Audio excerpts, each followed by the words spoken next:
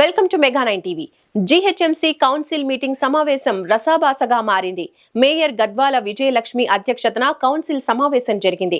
అయితే సమావేశం మొదలైన వెంటనే గందరగోళ పరిస్థితి నెలకొంది. ముందుగా బడ్జెట్ ప్రవేశపెడతామని మేయర్ చెప్పగా అందుకు బీఆర్ఎస్, బీజేపీ కార్పొరేటర్లు ససేమిరా అన్నారు. ముందు ప్రజా సమస్యలపై మాట్లాడాలని రెండు పార్టీల సభ్యులు పట్టుపట్టారు. ప్లకార్డులు పట్టుకుని మేయర్ పోడియం దగ్గరకు వచ్చిన బీఆర్ఎస్ కార్పొరేటర్లను అరెస్టు చేసి పోలీస్ స్టేషన్ కు తరలించారు. ఈ విషయం గురించి బీఆర్ఎస్ కార్పొరేటర్లు తెలంగాణ భవన్ లో సమావేశం నిర్వహించారు. ఈ సందర్భంగా వారు మాట్లాడుతూ ప్రశ్నిస్తే తమను బయటకు పంపారని వాపోయారు. మేయర్ ఓ ఊసరవెల్లి అని, దమ్ముంటే మేయర్ పదవికి రాజీనామా చేసి కాంగ్రెస్ గుర్తుపై గెలవాలని డిమాండ్ చేశారు. నా ఇంటికే మార్కింగ్గా జానారెడ్డి గారి మాట్లాడిగారు. నా ఇంటికే మార్కింగ్గా ఇదేం పార్టీ, ఇదేం సర్కార్? అవసరమైతే నేను రేవంత్ రెడ్డి గారితో మాట్లాడతాను. నా ఇంటికి మార్కింగ్ చేసి ఎలాంటి డెమోలిషన్ చేయొద్దు అని జానారెడ్డి గారు మరి చెప్పినారు. ఈ విషయంలో బాలకృష్ణ గారు వాళ్ళ ఇంటి దగ్గర నుంచి కూడా 600 గజాల ప్లాట్ వాళ్ళ ప్రాపర్టీ, జానారెడ్డి గారు ప్రాపర్టీ 500 గజాలు వైడనింగ్లో పోతున్నప్పటికీ మేము ఇవ్వము అనేసి చెప్పారు. ఇదండి ఆయన విఐపి రోడ్ మార్కింగ్ ఎక్స్టెన్షన్. ఇంతవరకు ఇది జరగలేదు. కానీ జిహెచ్ఎంసి కౌన్సిల్లో మాత్రం 1090 కోట్లు పెట్టి హెచ్సిటీ అనే ప్రాజెక్ట్ కింద రోడ్ వైడనింగ్ తీసుకుంటున్నారు. నేను అప్పటికీ చెప్పాను, కేబీఆర్ పార్క్ చుట్టూతో ఉన్నా, మన భవన్ చుట్టూతో ఉన్నా, తర్వాత క్యాన్సర్ హాస్పిటల్ చుట్టూతో వాటి ఉన్నప్పటికీ మీరు వైడనింగ్ చేసినప్పుడు ఫస్ట్ మార్కింగ్ చేసిన జానారెడ్డిది తీయండి, ఆ తర్వాత ఈ ప్రాపర్టీస్ తీయండి. ప్రాపర్టీస్ తీసేటప్పటికి ఒకే ఒక్క మాట చెప్పాను నేను, తీసినప్పటికీ వీళ్ళకి ఏమైనా ఇన్ఫర్మేషన్ ఉందా అంటే లేదు మేడం అన్నారు. లేదు అంటే నేను ఒకటే అడిగాను, ఇన్ఫార్మ్ చేయండి, వాళ్ళకి ఇంకో రీప్లేస్ చేయండి, ఇంకే విషయంలో మీరు వాళ్ళని యాక్సెప్ట్ చేస్తారని చూసిన తర్వాత ఇవ్వండి అనే విషయం చెప్పినప్పటికీ కూడా ఈరోజు కేబీఆర్ పార్క్ ఎజెండా మరి జిహెచ్ఎంసీ బడ్జెట్ సెషన్లో మరి 1090 కోట్లతో పెట్టడం జరిగింది. వద్దన్న మరి మేయర్ గారు దాన్ని ఆమోదం పలికారు. ఇంకో విషయం కూడా మీకు చెప్పాలి, స్ట్రీట్ వెండర్స్ ఇంతకు ముందు చింతల్ బస్సులో జరిగింది. వెండర్స్ అందరిది మీద మరి అనవసరంగా అనుకోకుండా వాటి అన్నిటిని కూడా డెమాలిషన్ చేయడం జరిగింది. ఆ విషయంలో నేను సూటిగా మరి రేవంత్ రెడ్డి గారికి ఒకటే మాట అడుగుతున్నాను. కుమారి ఆంటీ మీకు తెలిసిన విషయమే, హైటెక్ సిటీ దగ్గర కుమారి ఆంటీ, మరి అదే రేవంత్ రెడ్డి గారు నేను అండగా ఉంటానని చెప్పి అదే రేవంత్ రెడ్డి గారు మరి కుమారి ఆంటీకి సపోర్ట్ చేస్తూ ఒక వెండర్గా సపోర్ట్ చేసి అప్పటికప్పుడు ఫోన్లో మాట్లాడి మరి అదే కుమారి ఆంటీ వెళ్ళి కలవడం కూడా జరిగింది. సో మరి కుమారి ఆంటీ కూడా తను కూడా ఒక సామాన్య వెండర్ కదా. మరి అలాంటప్పుడు ఆల్ ఓవర్ సిటీ నాకు TV9 చౌరస్తా తీసుకొని వెండర్స్ అందరిది కూడా traffic, law and order, GHMC department చెప్పకుండా వచ్చి డెమాలిషన్లు చేయడం జరుగుతోంది. మేము ఎక్కడ పోవాలి, ఏం చేయాలని మేము గతంగా 12 సంవత్సరాల నుంచి మేము ఇక్కడ బతుకుతున్నాం మేడం. మా ఆయన పెరాలసిస్ ఉన్నాడు మేడం. ఈ విధంగా మాకు ఎప్పుడు జరగలేదు. కేసీఆర్ సార్ ఉన్నప్పుడు మాకు వెండర్ కార్డు ఇచ్చారు. 12,000 నుంచి 25,000 వరకు మాకు లోన్లు కూడా వచ్చాయి మేడం. ఇంతవరకు ఎక్కడ జరగలేదు ఈ విషయంలో మాకు అని చాలా బాధగా పడ్డారు. ఈ విషయం కూడా నేను ఈరోజు కౌన్సిల్ మీటింగ్లో డిస్కస్ చేద్దామనే విషయంలో కూడా నేను ఆలోచించాను. అండ్ ఇంకో విషయం కూడా చెప్పాలి మీకు, ఎలక్ట్రికల్ డిపార్ట్మెంట్ బడ్జెట్ సెషన్లో ఈ విషయం కూడా చెప్పాలనుకున్నాను. GHMC electrical department WSL company వాళ్ళు ఫండ్ జిహెచ్ఎంసీకి ఇచ్చినప్పటికీ వాళ్ళు కూడా మరి ఆ డబ్బులు మరి స్టాఫ్కి మెయింటెనెన్స్ కంప్లైంట్స్ అలాగ ఉండడం వల్ల మాకు జీతాలు రావట్లేదు, మాకు జీతాలు ఇవ్వండి అనేసి వాళ్ళందరూ కూడా బైఠాయించడం జరిగింది. ఈ విధంగా మాకు న్యాయం చేయండి అని కొంతమంది నాకు పంపించినవి ఇవన్నీ బీఆర్ఎస్ పార్టీ నుంచి ఏదో ఒక పోరాటం చేస్తే మాకు జీతాలను వస్తాయి మేడం అని వాళ్ళు నాకు పంపించిన వార్తలు. అలాగే కార్పొరేటర్ల నా మీదే కక్ష కట్టి సునీత షెటప్ అంటూ ఒక మహిళ దళిత కార్పొరేటర్గా నన్ను టార్గెట్ చేసి మరీ ఈరోజు నీవు అని ఏకవచనం పెట్టి పిలిచింది. కాబట్టి ఆ మేయర్ గారు కూడా ఈరోజు బీఆర్ఎస్ కార్పొరేటర్ నుంచే గెలిచి వాళ్ళ సీనియర్ లీడర్ వాళ్ళ డాడీ తరఫు నుంచి మేయర్ ఇచ్చిర్రు. కాబట్టి ఈరోజు మేయర్ ఇచ్చింది మా బీఆర్ఎస్ పార్టీలోనే. కానీ ఆమె పనులు చేసేది ఉసురువెళ్ళి ఎట్లా మారుతుందో రంగులు అట్లా మారినట్టు మారుతుంది మేయర్ గారు. మీరు మా పార్టీ నుంచి గెలిచి మేయర్ పదవి తీసుకున్నారు కాబట్టి మీకు అంత ఘనం మా మీద కక్ష ఉంటే మీరు రిజైన్ చేసి మీరు ఆ కాంగ్రెస్ పార్టీలో గెలిచి మీ సత్తా ఏంటో చూపియండి. ఈరోజు స్ట్రీట్ వెండర్స్కి మనమే సర్టిఫికెట్స్ ఇచ్చినాము, మనమే వాళ్ళకు లోన్స్ ఇచ్చినాము, మనమే వాళ్ళని తీసేస్తున్నాము, వాళ్ళకు మనమే ఐడి కార్డ్స్ కూడా ఇచ్చినాము. ఇది ఎక్కడ దౌర్జన్యం, ఇది అర్థమైతే జిహెచ్ఎంసీ వాళ్ళు ఇంత దౌర్జన్యంగా అంటే కుమారంటే కుక్కామెకే ఉన్నదా, వేరే వాళ్ళకు ఎవరికి లేదా? హ్యాండిక్రాఫ్ట్ వాళ్ళు ఉన్నారు, వీళ్ళు రోడ్డు మీద అమ్ముకొని ఒక 2 గంటలు అమ్ముకొని పోయేటోళ్ళకు కూడా ఇంత దౌర్జన్యంగా చేస్తున్నారు. కేవలం ఈరోజు మహాకూటమి చేస్తున్నది బీజేపీ వాళ్ళు, కాంగ్రెస్ వాళ్ళు. ఎందుకంటే ఈరోజు సికింద్రాబాద్లో 60% రైల్వే ఉంది. రైల్వేలో మన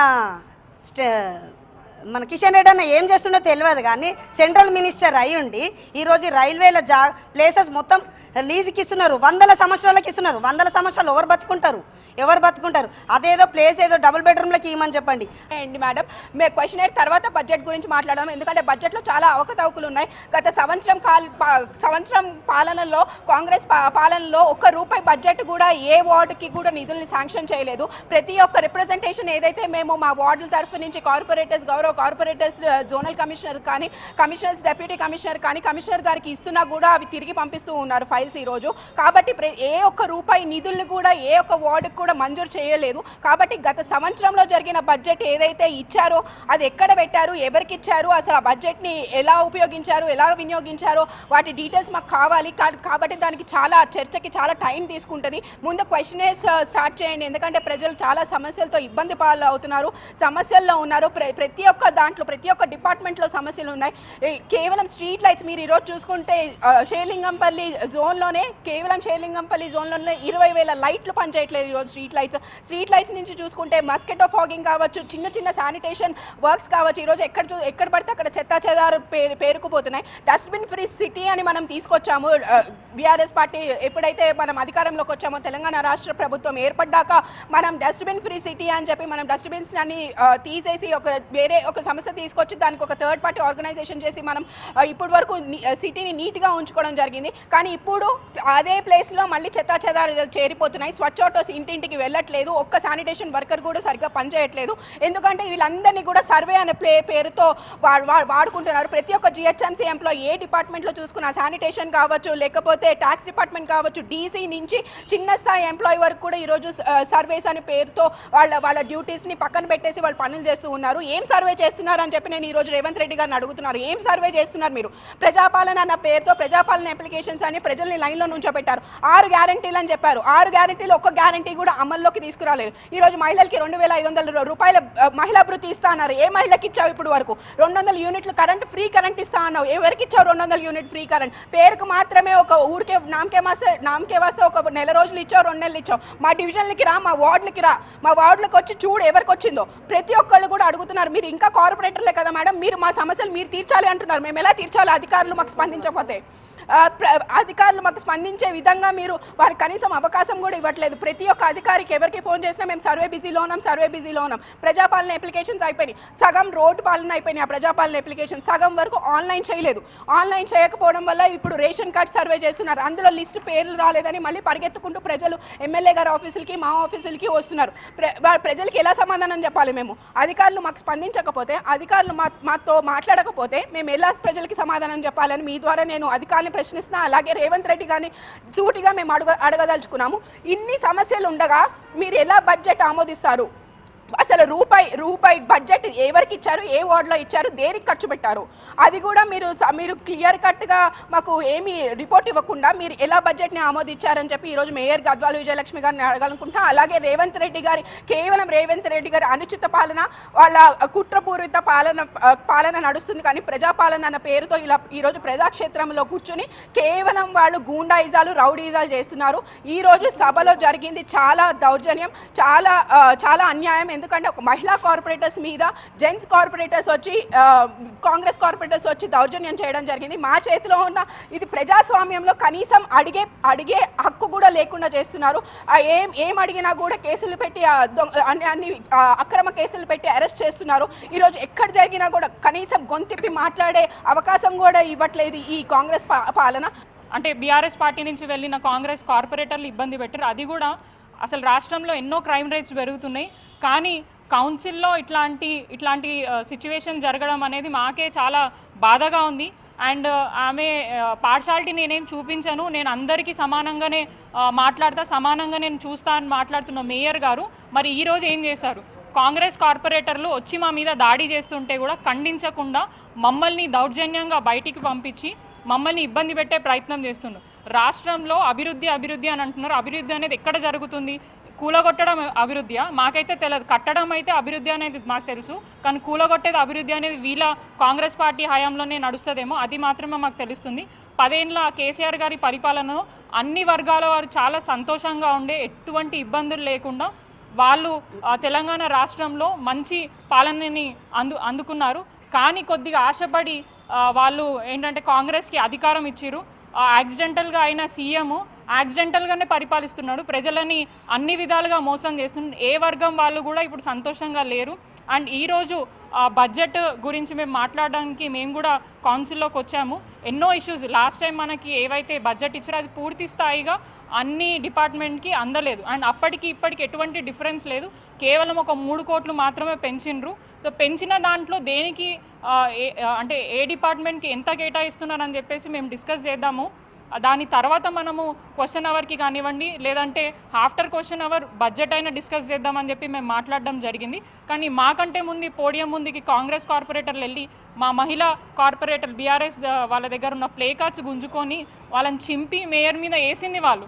మీరు క్లియర్గా చూస్తే విజువల్స్లో మీకు కనిపిస్తాయి. దౌర్జన్యం చేసింది వాళ్ళు, దాడి చేసింది వాళ్ళు, కానీ వాళ్ళని వదిలేసి మమ్మల్ని మా మీద టార్గెట్ చేసి ఈరోజు మమ్మల్ని పోలీస్ స్టేషన్లో పెట్టి ఇబ్బంది పెట్టి సభ నడిపించే ప్రయత్నం చేశారు. యాక్చువల్గా అయితే బడ్జెట్ ప్రతి ఒక్క పార్టీ ఆమోదించిన తర్వాతనే దాన్ని ముందుకు తీసుకెళ్ళాలి, కానీ మేము లేకుండా డైరెక్ట్గా వాళ్ళు బడ్జెట్ అనేది యాక్సెప్ట్ చేశారు. అండ్ క్లియర్గా ఇప్పుడు తెలుస్తుంది ఏ పార్టీలు కలిసి ఉన్నాయి. సెంట్రల్లో స్టేట్లో బీజేపీ కాంగ్రెస్ ఒకటి అనేది క్లియర్గా తెలుస్తుంది. ఒక చిన్న ఎగ్జాంపుల్ చెప్తాం. మొన్న జరిగిన అల్లు అర్జున్ గారి ఇన్సిడెంట్ని బేస్ చేసుకొని అండ్ అట్లాగే 26 జనవరి రోజు బీజేపీ వాళ్ళు ఏదైతే ట్యాంక్ బండ్ దగ్గర ఏర్పాటు చేసిన ఇన్సిడెంట్స్, ఈ రెండు మీరు చూసుకోండి. అప్పుడు ఏదో చిన్న ఇన్సిడెంట్ అయిన జస్ట్ మూవీ ప్రమోషన్స్ గురించి వచ్చినందుకు అనుకోకుండా ఒక ఇన్సిడెంట్ జరిగింది, చాలా దురదృష్టకరం. వారి మీద చూపించిన ప్రేమ మొన్న జరిగిన 6 మంది చనిపోయిన వ్యక్తుల 6 మందికి గాయాలని, దాంట్లో 2 చనిపోవడం జరిగింది. వారి మీద ఎటువంటి స్టేట్మెంట్ లేదు, వారిని ఆదుకుంటామని ప్రభుత్వం మాట్లాడట్లేదు. అండ్ దానిని నిర్వహించిన ఫౌండేషన్ వాళ్ళు కానీ ఎవరైతే అధికారులు ఉన్నారు, బీజేపీకి సంబంధించిన వాళ్ళు ఉన్నారు, వారి మీద ఎటువంటి కేసు లేదు. ఇక్కడే మీకు క్లియర్గా తెలవాలా ఎవరు ఏ పార్టీకి సపోర్ట్ చేస్తున్నారో. ఈరోజు కూడా బీజేపీ కార్పొరేటర్లు వచ్చి మమ్మల్ని రెచ్చగొట్టి ఇంకా అరవండి, మేయర్ మీద ఇంకా లొల్లి చేయండి, అట్లయితేనే ఆమె మాట్లాడుతుంది దిగి వస్తుందని చెప్పి మమ్మల్ని రెచ్చగొట్టి వాళ్ళు ఒక్కటయ్యి మమ్మల్ని బయటికి పంపించి ఇప్పుడు కౌన్సిల్లో కూర్చొని ఇష్యూస్ని డిస్కస్ చేయడం జరిగింది. ఖచ్చితంగా రేపు మేము కమిషనర్ గారికి కంప్లైంట్ ఇవ్వడానికి పోతున్నాం. బడ్జెట్ మీద మేము లేకుండా ఎట్లా ఆమోదిస్తారో అట్లాగే మా మీద దాడి చేసిన కాంగ్రెస్ కార్పొరేటర్లు ఎవరైతే ఉన్నారో వారి మీద కూడా మేము ఖచ్చితంగా చర్యలు తీసుకుంటాం. నిజంగానే గుర్తుపెట్టుకోవాలి, కేవలం మేయర్ గారికి ఆ సీట్లో కూర్చునే అధికారమే లేదు, కేవలం వాళ్ళ ఫాదర్ మీద రెస్పెక్ట్ తోటి కేసీఆర్ గారు ఒక బీసీ మహిళ అని చెప్పేసి వారికి అవకాశం ఇచ్చింది. అండ్ వారు పార్టీ మారుతూ ఏం చెప్పారు? హైదరాబాద్ నగర అభివృద్ధి కోసం నేను పార్టీ మారుతున్నాను అన్నారు. మరి 1 ఇయర్ నుంచి ఏం అభివృద్ధి జరిగింది? కేవలం హైడ్రా పేరు మీద ఇల్లులు కూలగొడుతున్నారు, స్ట్రీట్ వెండర్స్ని దౌర్జన్యంగా బుల్డోజర్ చేసి జేసీపీలు పెట్టి వాళ్ళ పొట్ట కొట్టే ప్రయత్నం చేస్తున్నారు. సో ఇట్లాంటి వంచన పాలన చేస్తున్నారు, కానీ ప్రజాపాలన ఇదైతే కాదు. గత ప్రభుత్వాలు ఎన్నో వచ్చాయి కానీ ఎప్పుడు కూడా ఇట్లాంటి పరిపాలన చూడలేదు. తెలంగాణ ప్రజలకి క్లియర్గా అర్థమవుతుంది గాడిది పాలన ఏంటో, గుర్రం పాలన ప్రజలకు అర్థమైంది 1 ఇయర్ టర్మ్లో. డెఫినెట్గా రేపటి రోజున వాళ్ళకి తెలంగాణ ప్రజలు బుద్ధి చెప్తారు. ఏదైతే 6 గ్యారంటీలు అని చెప్పినారో కేవలం ఆ ఫామ్లు నింపుకుంటే వల్ల ఇంకులు అయిపోతున్నాయి, తిరిగి గ్యారంటీల కోసం చెప్పులు అరిగిపోతున్నారు తప్ప ఆ 420 హామీలు ఎక్కడ రావట్లే. ఈ రోజుకి 420 రోజులైంది. ఏదైతే 420 రేవంత్ రెడ్డి గారు 420 గ్యారంటీలను అమలు చేయక ముఖం చాటివేస్తూ డైవర్షన్ పాలిటిక్స్ చేస్తూ ప్రజలని వంచే ప్రయత్నం చేస్తున్నారు.